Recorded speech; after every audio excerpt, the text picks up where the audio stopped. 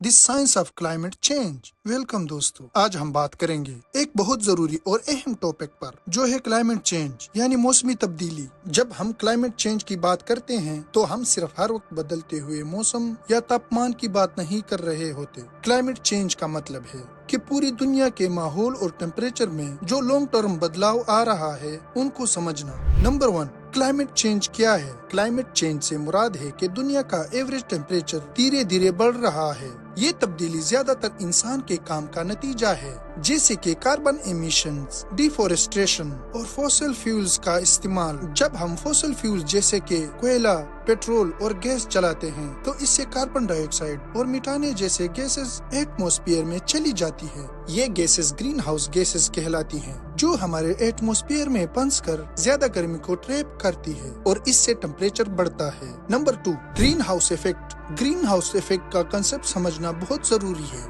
ये वही प्रोसेस है जिसमें अर्थ का एटमॉस्फेयर सनलाइट को अपने अंदर एब्जॉर्ब करता है और उससे हीट को ट्रैप करता है, जैसे एक ग्रीन हाउस का काम होता है। लेकिन जब हम ज्यादा ग्रीन हाउस गैसेस एटमॉस्फेयर में डाल देते हैं तो ये प्रोसेस बहुत ज्यादा इंटेंस हो जाता है और टेम्परेचर काफी बढ़ जाता है। यही होता है जो हम क्लाइमेट चेंज कहते हैं। नंबर 3, क्लाइमेट चेंज के असरात। क्लाइमेट चेंज के असरात हर जगह दिखाए जा रहे हैं। पहाड़ी इलाकों में ग्लेशियर का पिघलना, गर्म इलाकों में दौराने बहार का लंबा होना और समंदर के लेवल्स का बढ़ना, ये सब उसका हिस्सा है। मिसाल के तौर पर आर्कटिक और एंटार्कटिका रीजन में ग्लेशियर जल्दी पिघल रहे हैं, जो समंदर का लेवल बढ़ाने का सबब बन रहे हैं। अगर ये ट्रेंड जारी रहा तो कई कोस्टल एरिया जैसे कि न्यूयॉर्क, मुंबई और ढाका जल्दी पानी में डूब सकते हैं। नंबर 4, वेदर पैटर्न्स का बदलना।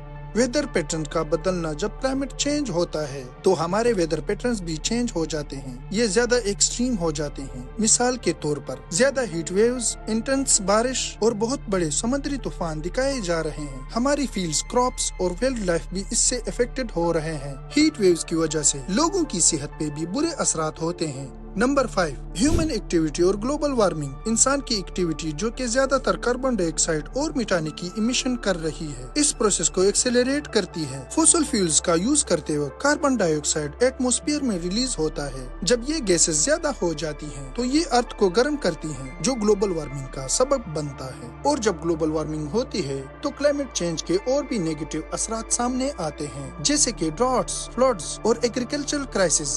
नंबर 6, सोल्यूशन और मिटिगेशन। अगर हम क्लाइमेट चेंज का हल चाहते हैं तो हमें अपनी लाइफस्टाइल और एनर्जी कंजप्शन को बदलना होगा। रिन्यूएबल एनर्जी सोर्सेज जैसे कि सोलर, विंड और हाइड्रो एनर्जी को यूज करना कार्बन इमिशंस को काफी कम कर सकता है। इलेक्ट्रिक व्हीकल का इस्तेमाल करना, फॉरेस्ट की हिफाजत करना और सस्टेनेबल एग्रीकल्चर प्रैक्टिस को अपनाना भी मददगार साबित हो सकता है। गवर्नमेंट और ऑर्गेनाइजेशन को भी ज्यादा रिस्पॉन्सिबल होना होगा और क्लाइमेट फ्रेंडली पॉलिसीज को अडॉप्ट करना होगा। Number 7, rule of technology. आजकल टेक्नोलॉजी बहुत मददगार साबित हो रही है। क्लाइमेट चेंज के सोल्यूशन में आर्टिफिशियल इंटेलिजेंस और मशीन लर्निंग को यूज करके हम बेटर वेदर प्रेडिक्शन कर सकते हैं। इससे हम ज्यादा इफेक्टिवली डिजास्टर मैनेजमेंट कर सकते हैं। ग्रीन टेक्नोलॉजीज जैसे कि कार्बन कैप्चर सिस्टम और क्लीन एनर्जी इन्वेंशन भी अपने पॉजिटिव इम्पैक्ट दे रहे हैं। अगर हम टेक्नोलॉजी का सही तरीके से इस्तेमाल करें तो हम क्लाइमेट चेंज के इफेक्ट को रिड्यूस कर सकते हैं। नंबर 8, क्लाइमेट चेंज के अहम फेजेस। क्लाइमेट चेंज के इफेक्ट कम करने के लिए हमें तेजी से कुछ कदम उठाना होगा। यूएन की पेरिस एग्रीमेंट जैसे ग्लोबल इनिशिएटिव्स जो 2015 में साइन किया गया था, उसमें वर्ल्ड लीडर ने मिलकर डिसाइड किया कि दुनिया का टेम्परेचर 2 सेंटीग्रेड से ज्यादा ना बढ़ने दिया जाए। अगर हम ये टारगेट अचीव करते हैं तो हम फ्यूचर जनरेशन के लिए बेहतर इन्वायरमेंट छोड़ सकते हैं। Number 9, conclusion. तो दोस्तों, हम सबको मिलकर क्लाइमेट चेंज के अगेंस्ट फाइट करनी होगी। हर छोटा कदम जो हम अपनी डेली लाइफ में उठाते हैं, चाहे वो एनर्जी कंजप्शन को कम करना हो, रिसाइकल करना हो या सस्टेनेबल हैबिट्स को अपनाना हो, वो सब जरूरी है। हमारे एक्शन का असर एनवायरनमेंट और फ्यूचर पे पड़ता है। आज के लिए बस इतना ही। उम्मीद है आपको क्लाइमेट चेंज के साइंस के बारे में कुछ नया सीखने को मिला होगा। आप भी अपने तरफ से एफर्ट्स करें और एनवायरनमेंट को बचाने में हिस्सा डालें।